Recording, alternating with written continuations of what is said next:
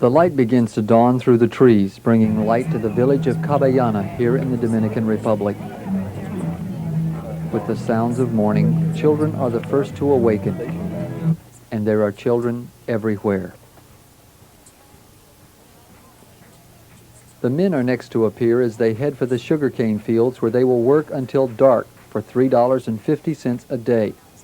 These Haitian cane cutters are viewed as a minority here, living in a language culture different from the one in which they were born. They must work to make as much money as possible to tide them over the 6 months when no work can be found. Almost 100 families live in this lap of poverty. Marriages are scarce, and an average of 4 children per family make up the basic mother-child unit. Today, here in Caballona, most people will have enough to eat. But there will be days when some children will stare into the face of starvation. In the off-season, no money will mean a lack of food, then sickness, and finally death. Recently, more than 30 children died because their bodies were too weak to fight off the disease. Even the search for water is a half-mile trip to a rusty dripping pipe. But all this will soon change. Our story actually begins with Anna, a young mother who wrote a letter to Food for the Hungry asking for help. She spoke of having bad water and no food. Anna needed help and had nowhere to turn. At the time, Bob Moffat was director of volunteer programs for Food for the Hungry. He traveled to the village to check out the poverty-ridden conditions. Bob asked for a meeting of village leaders to determine the priority needs and ways to meet them. The people expressed a desire to enter a partnership with a willing group of Christians from the United States, if one could be found, who would link up with the villagers for meeting the requirements of food and clean water.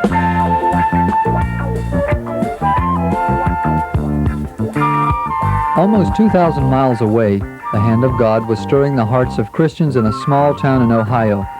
Late in 1980, the 700-plus students and staff of the Mansfield Christian School were searching for a way to celebrate their 20th anniversary.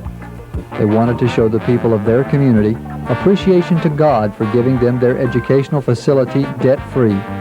The staff also wanted to expose some of the students to first-hand mission field experiences by showing Christ's love in action among needy people. In our master plan, we've been thinking about a cafeteria.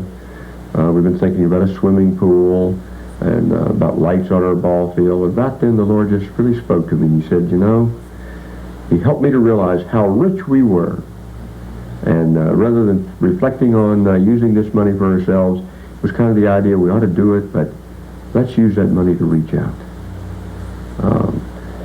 Our school really, reaching out hasn't been a strange thing to us because from the very beginning, we've had a compassion, and I think they've tried to direct our students as a part of their Christian experience to be thoughtful of others and to reach out.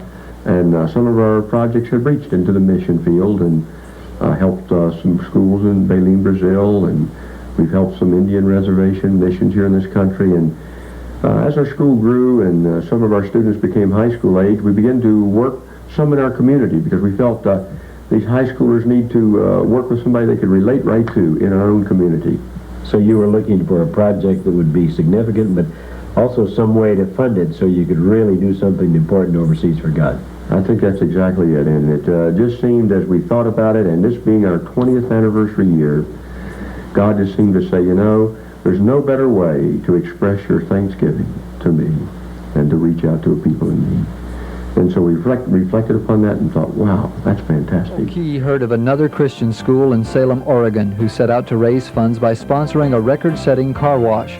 In 9 hours, they had washed 1,817 cars. After sharing this idea with the MCS school board, they felt it would be feasible to break the existing record and raise money for a missions project. At first, their attention was turned toward the island of Haiti. One of their graduates was a missionary in that country, and many businessmen from the community had made frequent trips to Haiti to help with building projects. But as the faculty and school board bathed the idea in prayer, Carl made contact with Bob Moffat, who shared the new Adopt a Village project being formed in the Dominican Republic. Same things with Bob about Haiti and our interest there, and he said, well, I said, Carl, you know, we really don't have a lot of staff in Haiti, but we have some staff in the Dominican. And he says, you know, there's a Haitian village in the Dominican, very extremely poor. by the name of Caballona. He said, would you be interested in? We thought, well, that sounds like worth exploring. And I think he tried to explain to me about how that they were even poorer because of the fact that they were Haitians in another country, and even though that some of them had been born there and they were second and third generations, still there was some real stigma. Bob shared that with me. In fact, he shared with me, and this is what we kind of began to get involved in, this Adopt a Village idea that he'd been working on and was bringing it close to fruition. Bob recommended that, prior to any fundraising, a reconnaissance team traveled to the village of Caballona to see the situation firsthand and evaluate what work needed to be done. By the end of March 1980, a group of school staff and students spent 5 days on location, and it definitely had an impact on their lives. Well, the houses were jammed one on top of another. They're built of just any kind of material they can find. A piece of tin, some boards, some leaves off a tree. The floors, of course, are nothing but just the ground. Just a little space inside, maybe 2.5 or 3 feet wide is the front part of the thing, and the rest of it's bedroom. And I know I looked into some, and you know, on 2 or 3 nails hangs all their clothing, and you know, maybe 8 or 9 people live in that place. And but I have to say this, you know, it wasn't filthy. There was not a lot of filth. The ground and the things seemed to be swept with what they could do, and it was cleaned out, and they did the best they could with it. I'll never forget that. That has changed my life. Already I have begun to reorder priorities in my life and beginning to see and understand a bit of the total stewardship and beginning to read God's Word and seeing passages of Scriptures I've never seen before to realize my responsibility out of the wealth that I have just as an American. Returning to the United States, the school board gave a green light to the project. The target date for the fundraising event was set at Saturday, May the 9th. School officials then began mobilizing the peaceful army of students to stage the world's biggest car wash. To set a world record, 2,500 cars would have to be washed in 9 hours. Students fanned out throughout the community and generated excitement as they tried to sign up 5,000 sponsors to pledge 1 cent for every car washed. Mansfield residents began to catch the vision and responded with community-wide support. How do you feel about Mansfield Christian School's Adopt a Village project? I think this is a thoroughly worthwhile project. It gives young people today an opportunity to look beyond their own self-interests and get interested in helping somebody else. Well, I think it's about the best thing that's happened in Mansfield, and it's going to help another country feed the hungry that hasn't had food in a long time, and I think it's a really good project. I think it's terrific. You think it's terrific? Exciting, Have yes. you been involved with MCS before? Yeah, some activities here at the Christian School. Yeah, I have some young people that go to the Christian School and are involved in the car wash, too. As the fateful Saturday approached, a pep rally and bonfire was scheduled with Dr. Larry Ward with Food for the Hungry as special speaker. What are the main reasons for the bonfire? Well, I think the way it came to our mind, Rochester, was we were sitting around thinking, you know, and oftentimes you get excited and you'll have a bonfire to get all psyched up for an athletic event. And we thought, why not for something like this? That we're really trying to raise funds to go over and help these people. And we thought, why not have a bonfire ahead to just kind of do some psych and get all prepared for an exciting time tomorrow, setting a world record and washing these cars. I think that this is the most exciting thing that has ever happened since I've been here at school, and I'm really excited about this project. Yes, I'm really excited about that we can help other people in need, and I just praise the Lord that we can help them because, I don't know, the Lord, He just wants us to help other people. As a teacher at MCS, have you noticed any significant changes in your students' attitudes? Indeed, I have.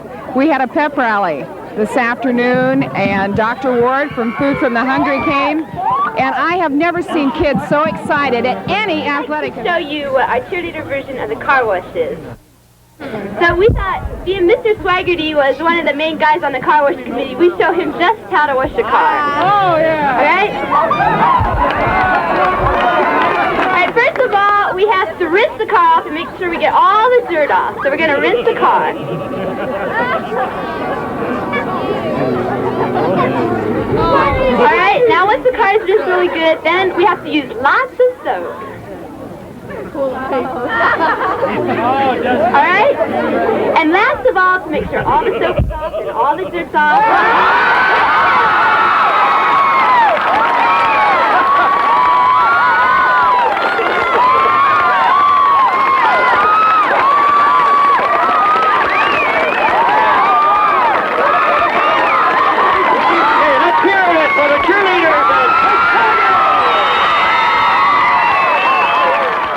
say that we're really excited tonight. As a senior class advisor, all I can say is thank you to the class of '81 Mansfield Christian School for their enthusiasm. It seems almost absurd that we can have so much fun and so much excitement in the light of an experience that's going to provide literally for the life and the death of people in Haiti.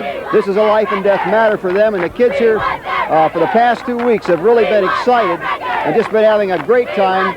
And to stop and think that this is going to save some lives down there is really neat. I really think it's great. Lord's really been blessing tonight. We've had a great bonfire, and it just, going to be carried over tomorrow, and the Lord's going to give us a beautiful day, and lives are going to be saved, and the reward's going to be in heaven. I really appreciate, everybody's participated, and glad it could be seen in other part of the country, and God be glory.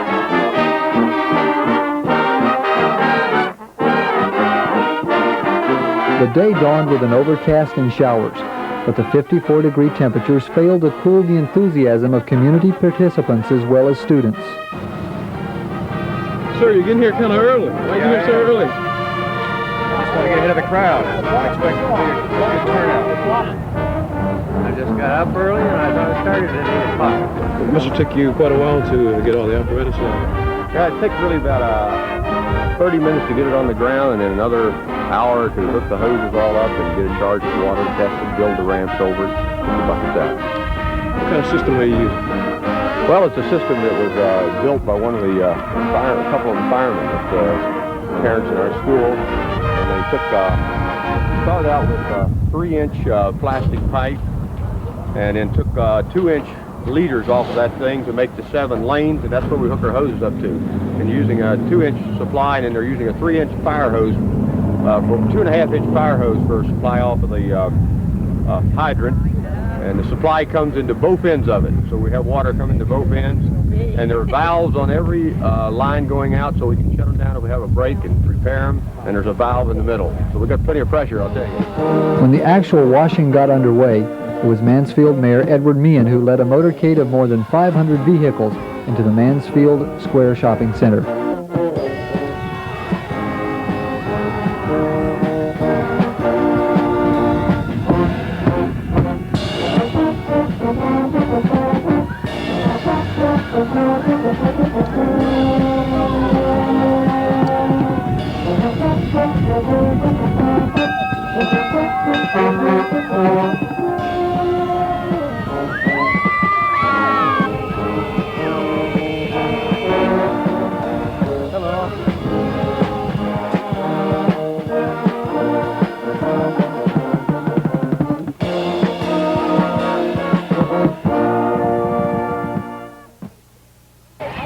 We're now at 23:75. Excitement, enthusiasm, and lots of energy, as it seems to be the case here on the car wash site at Mansfield Square Mall in Mansfield, Ohio. And the kids are only about 125 cars away from setting a new Guinness Book World Records, washing 2,500 cars.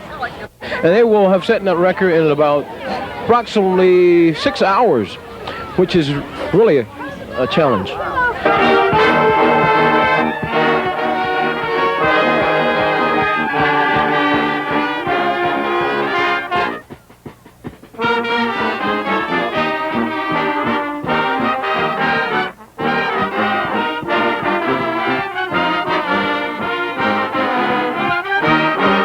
All total, $60,000 was raised.